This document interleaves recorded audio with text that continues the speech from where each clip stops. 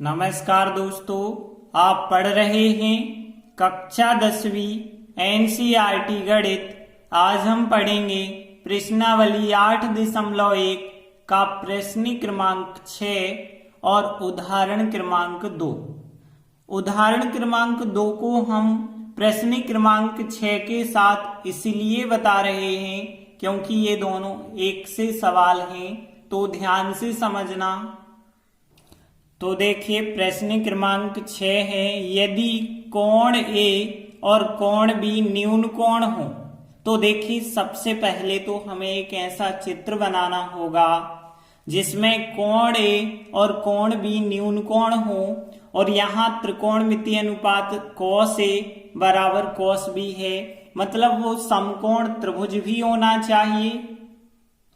तो देखिए, हम मान के चलते हैं एक त्रिभुज इस प्रकार से होगा जिसमें कोण A और कोण B न्यून कोण होंगे, तो हम कोण C को ही समकोण मान सकते हैं। फिर तो देखिए, हम मान के चलते हैं त्रिभुज ABC एक समकोण त्रिभुज है जिसमें हमने कोण C का मान 90 अंश लिया है क्योंकि वो समकोण लेंगे।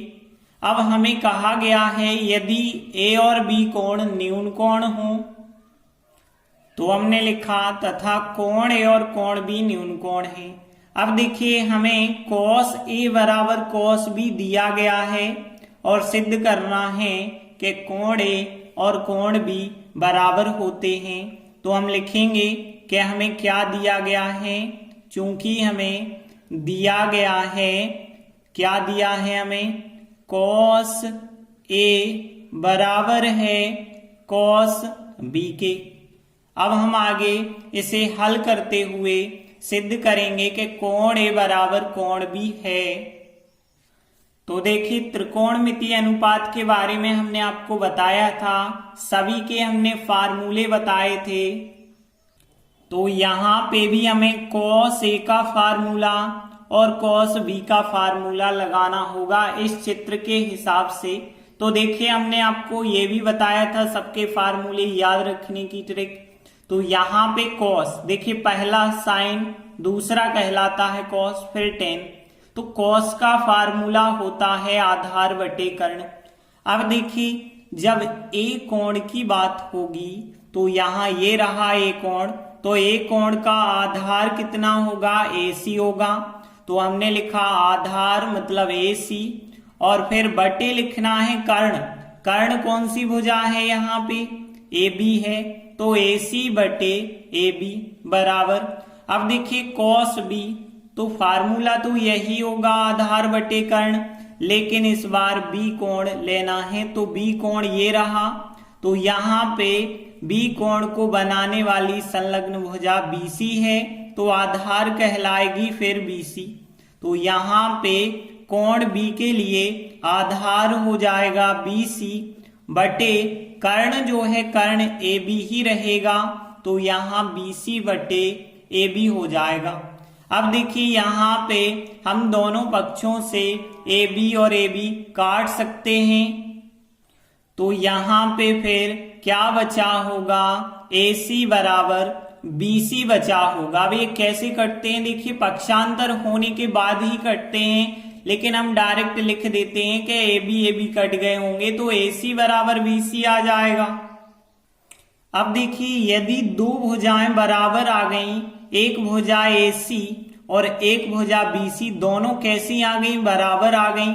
और हमने पिछली क्लास में एक प्रमेय पढ़ा था कि किसी त्रिभुज में बराबर भुजाएं हैं तो उनके सामने के कोण भी बराबर होते हैं। तो इसके सामने का कोण B और इसके सामने का कोण A, ये भी तो आपस में बराबर होंगे क्योंकि भुजाएं बराबर हैं।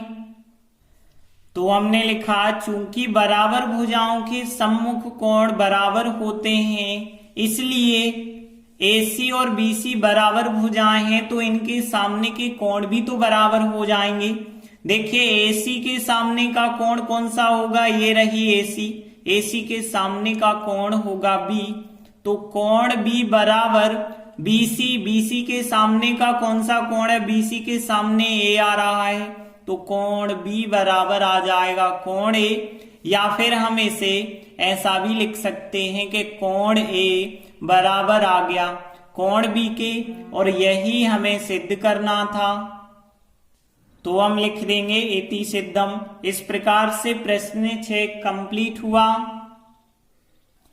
तो देखिए अगला सवाल उदाहरण 2 है, यदि कोण बी और कोण क्यू ऐसे न्यून कोण हो। अब देखिए इस बार हमें ए और बी नहीं दिए गए, बी और क्यू दिए गए। तो अब हम एक ऐसा समकोण बनाते हैं जिसमें कोण बी और कोण क्यू न्यून कोण रहे, और एक कोई तीसरा कोण जो बचा होगा उसे समकोण रख देंगे। तो देखिए इस प्रकार से हम एक समकोण त्रिभुज लेते हैं, इसमें हम कोण बी और कोण क्यू ले रहे हैं न्यून कोण, लेकिन एक तीसरा यहाँ जो कोण होगा वो होगा समकोण। अब उसका नाम हम कुछ भी दे सकते हैं, जैसे हमने यहाँ पे P नाम दे दिया। देखिए क्वेश्चन में नहीं कहा गया है कि P दीजिए, या कोई और नाम भी आप दे सकते हैं। तो हमने BPQ एक समकोण त्रिभुज लिया जिसमें कोण P 90 अंश लिया और कोण B और कोण Q दो न्यून कोण ले लिए। तो देखिए हमने लिखा मान के चले BPQ एक समकोण त्रिभुज है, कोण P 90 अंश है मतलब समकोण है, और B और Q जो है न्यून कोण है। अब देखिए हमें क्या दिया गया है, साइन B साइन Q के बराबर है। तो हमने लिखा चूंकि हमें दिया गया है साइन B बराबर साइन Q, अब हमें सिद्ध करना है कोण B बराबर कोण Q। तो हम साइन के फार्मूले लगाएंगे। अब देखिए साइन का फार्मूला क्या होता है, L बटे K मतलब लंब बटे कर्ण होता है। तो यहाँ साइन B का हम फार्मूला इस चित्र के हिसाब से बनाएंगे और साइन Q का भी बनाएंगे। देखिए साइन B का हम बनाएंगे तो होता है लंब बटे कर्ण, और कोण B ये रहा, और इसके सामने की भुजा कहलाएगी लंब। तो इसके सामने की भुजा QP होगी, तो यहाँ पे QP हो जाएगी लंब, और बटे में होता है कर्ण, और कर्ण कौन सी है BQ। तो यहाँ पे कर्ण कभी नहीं बदलती है, तो कर्ण BQ है बराबर साइन Q। फार्मूला यही रहना है लंब बटे कर्ण, लेकिन इस बार कोण Q लिया है तो कोण Q के सामने की भुजा लंब कहलाएगी। तो लंब कहलाएगी इस बार BP लंब कहलाएगी। तो BP बटे में कर्ण रखना है, और कर्ण कौन सी है BQ है, तो कर्ण हमने BQ लिखी। अब देखिए दोनों पक्षों से BQ क्या हो जाएंगे, कट जाएंगे। तो फिर क्या बचा होगा, यहाँ QP बराबर बचा होगा BP।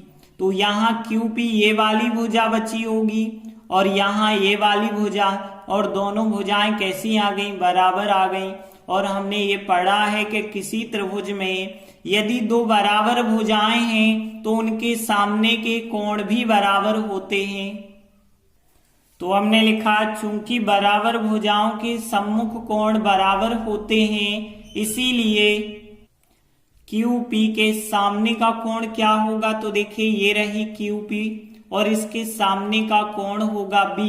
तो यहाँ पे कोण B बराबर BP के सामने का कोण ये रही BP, और इसके सामने का कोण Q है, तो यहाँ कोण Q। तो कोण B बराबर कोण Q आ गया, और यही हमें सिद्ध करना है। तो हम लिख देते हैं इति सिद्धम, मतलब यही हमारा सवाल सिद्ध हो जाता है। इस प्रकार से उदाहरण 2 भी कंप्लीट हुआ। धन्यवाद।